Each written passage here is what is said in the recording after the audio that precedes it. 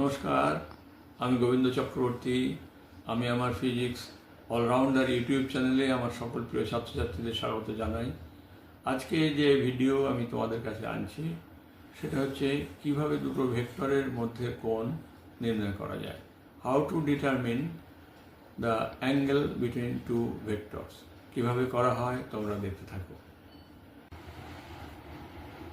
আচ্ছা, দুটো বিন্দু পি কিউ যাদের অবস্থান ভেক্টর ওপি ও কিউ দেওয়া আছে পি আর কিউ দুটো বিন্দুর স্থানাঙ্ক যথাক্রমে x1 y1 z1 এবং কিউ বিন্দুর স্থানাঙ্ক x2 y2 z2 ও মূলবিন্দুর সাপেক্ষে আমাদের আজকের কাজ হচ্ছে এই ওপি এবং ও কিউ এই ভেক্টর দুটোর মধ্যে যে কোণ থিটা, সেই থিটাকে নির্ণয় করা, কোণটাকে বের করা।